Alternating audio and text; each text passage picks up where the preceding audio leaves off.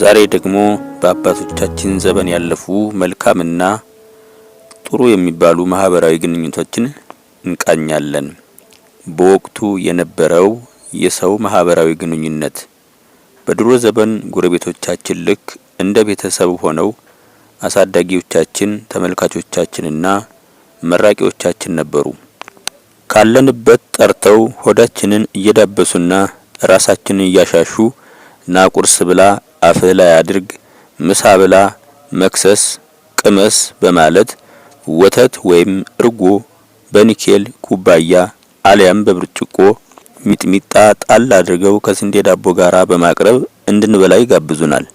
የሰጡን ምግብ ስለበላንላቸውና ስለጠጣንላቸው ብቻ እየመረቁን ደግነታቸውን ይገልጡልን ነበር።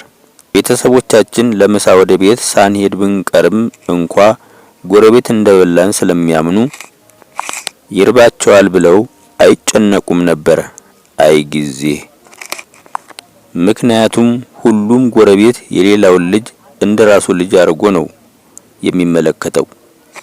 ስለዚህ ብልግናን፣ የአነጋገር ለዛ ማጣትን፣ የቁመና አስተያየትን፣ ነውር የሆነውን ሁሉ እንድንጠላ በደንብ ስለሚያስተምሩን ጎረቤቶቻችን በማንኛውም መንገድ ለብዙ ልጆች የስነ ልቦና ድጋፍ በመሆን ከሰላምታ አሰጣጥ ጀምሮ ለታላላቆች የሚሰጠውን ሁሉ ክብር በመግለጽ የወደፊት ህይወታችን የተቃና እንዲሆን በልጅነት አእምሮ ያግዙን ነበር። ቤተሰብን አለማገዝና አለመታዘዝ ግፍ እንደሆነ እየገለጹ ቤተሰብን መርዳት፣ ጎረቤትን መርዳት፣ ትዕዛዝን መቀበል፣ ስራ ሲሰሩ ቆሞ አለማየትና ያቅምን ያህል መርዳት፣ የተቸገረውን ሰው ሁሉ መደገፍ እንደሚያስፈልግ በተግባር በማሳየት አስተምረውናል። ትልቅ ሰው በመንገድ ላይ ሲያልፍ ቆሞ አለማሳለፍና ማቋረጥም እንዲሁ ቁጭ ብሎ መመልከት እጅግ ባለጌነት እንደሆነ ይነግሩን ነበር። በማንኛውም ቦታ ላይ ለእናቶችና ለታላላቆች ቅድሚያ መስጠት፣ መቀመጫ መልቀቅ፣ ሰው ከውጭ ወደ ቤት ሲገባ ብድግ ብሎ ኖር በማለት ሰላምታ መስጠት፣ ባርኔጣ ከራስ ላይ አንስቶ አክብሮትን መግለጽና ሰላምታ የተቸረውን ሰው መልሶ በእግዚአብሔር ስም ቁጭ በሉ ብሎ ክብር ይስጥልኝ በማለት በትውልዱ መካከል ያለውን የመከባበር ትዕይንት የህልውና ውበት የሚያሳይ ነበር። ይህ በልጅነት ህይወት ለስነ ምግባር ጥበቃ፣ ለፍቅር፣ ለማህበራዊ ህይወት ብቃት፣ ክህሎትን ለማዳበር፣ ኃላፊነትን ለመወጣትና ባህልን ለማበልጸግ ጭምር ጤናማ የስብዕና ኃይል በመሆን አገልግሎ ነበር። ስለዚህ በመቀዳደም የተወለዱ ወንድማማቾች እንኳ እርስ በርሳቸው ታላቄ፣ ታናሼ፣ ወንድም ጋሼ በመባባል በመተሳሰብ መከባበር አዳብረዋል። ድሮ ልጆች ሆነን እርስ በርስ ስንጣላ ጎረቤት ጠርቶ ያጠፋውን ልጅ እውነቱን ተናገር በማለት እውነት የተናገረውን ቅጣቱን አቅሎ እውነት ያልተናገረውን ደግሞ ቅጣቱን ጨምረው በአርጩሜ በአለንጋ ገርፈው ሁለተኛ ጠብና ድብድብ እንዳያደርግ በማለት እንደ አባት እንደ እናት መክረው ገስጸው መልሰው ፍቅር ያሳዩናል። ከዚህም የተነሳ ቂም ፈጽሞ አይታሰብም። እነዚህ መልካምና ደግደጉን የሚያስቡ የሚሰሩና የሚያሰሩ የቁም ነገር ሰዎች በሁሉም ልጆች ልብና ህሊና ውስጥ የትልቅነት ስብዕናቸው ይቀመጥ ነበር። እኔም ባካሄዳቸውና ባነጋገራቸው ብቻ በሰው ልብ ውስጥ የሚገቡ ከሰው ህሊና የማይወጡ መንፈስ ቅዱስ የሚሰጡ ሐሰትን፣ ውሸትን፣ ሌብነትን የሚጸየፉ እውነትን፣ ቅንነትን፣ በጎነትን የሚያፈቅሩ አይነ ብሩሃን የተስፋ ሰዎችን እያየሁ ነበር ያደግኩት።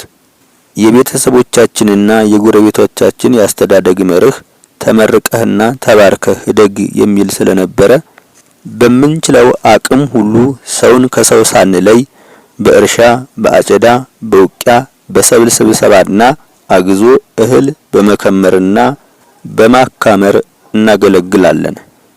ፍላጎታችንና ጉጉታችን ግን ለመመረቅ እንጂ ብርና ሳንቲም ለመሸለም አይደለም። እነርሱ ብር ሊሰጡን ሲሉ እንኳ እኛ አንቀበልም በማለት እንዲመርቁን ነበር የምንጠይቀው። ስለዚህ ሲመርቁንም ሆነ ሲባርኩን በሰራነው ልክ ነበር። ተመርቆ ማደግና የምርቃት አይነቶች።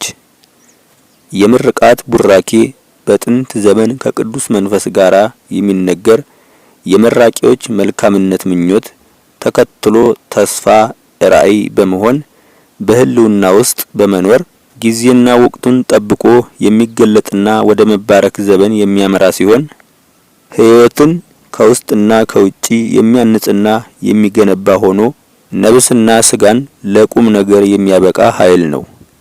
እግዚአብሔር ይባርክህ፣ ዘመንህን ያብዛ፣ ጉልበትን ይጨምርልህ፣ ለረድኤት ኑሮ ጸጋ ሞገስ ያልብስህ፣ ዘመንህን ሁሉ ችግርና መከራ አያሳይህ። የሰራኸውና የነካኸው የተባረከ ይሁን። በዘመንህ ሁሉ ደስታና ተድላ አይለይህ። ያጣኸውንና የሌለህን እግዚአብሔር ይስጥህ። የሰው ራስ ሁን እንጂ ጭራ አትሁን። እግዚአብሔር ከፍ ያለ ማዕረግና ክብር ያድልህ። ከሳጥንህ ገንዘብ፣ ከኪስህ ሳንቲም፣ ከቤትህ እህል፣ ከበረትህ የወተት ላም፣ ከጉሮኖህ በጎች፣ ከመስክህ ከብቶች አያሳጣህ። ምክርና ነገርህ ይሰማ፣ ሐሳብህ ይቅና። ለሀገር ለወገን የምትተርፍ የረድኤት ሰው ያድርግህ። የሰላም የፍቅር ሰው ሁን። በጎነትና ቅንነት ያብዛልህ። ከቀን ጎዶሎ ከክፉ ሰው ይጠብቅህ።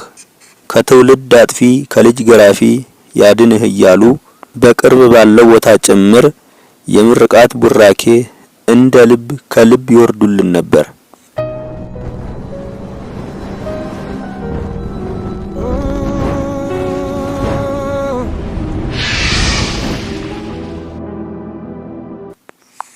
በመሃይም አንደበታቸው ገር በሆነ ልባቸው ሲመርቁን እኔና ጓደኞቼ አሜን እያልን ምርቃቱን ተቀብለን እግዚአብሔር አብሯችሁ ይበል፣ እርሱ ይናገር ይሁንልን በማለት ምርቃቱን እንደ ትልቅ ገንዘብ ቆጥረን የህይወት ተስፋና የእድል ደሞዝ አድርገን በማየት እንጠብቀው ነበር።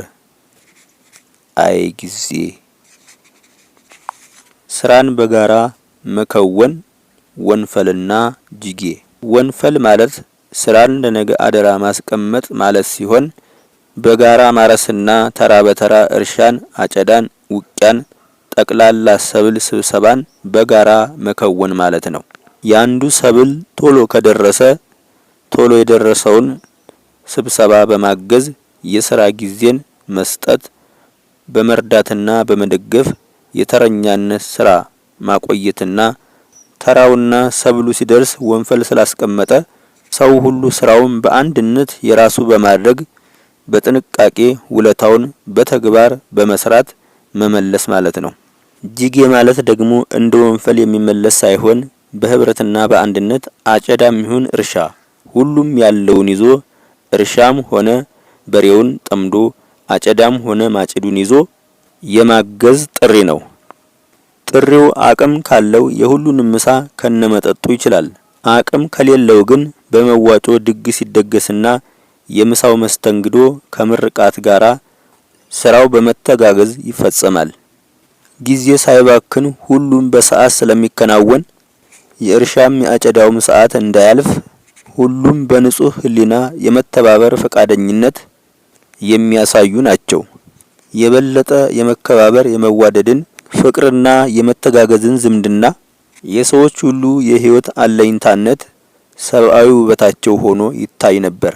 እያንዳንዳችን በዚህ ትርክት ወደ ኋላ ተመልሰን ያየናቸው እስከ ቅድሚያትና ቅማያት ድረስ ትዝ የሚሉንን ነገሮች እንዳሰብን በሙሉ እርግጠኝነት አስባለሁ። በሚቀጥለው የልጅነት ዘመን በሚለው ርዕስ ብቅ እንላለን።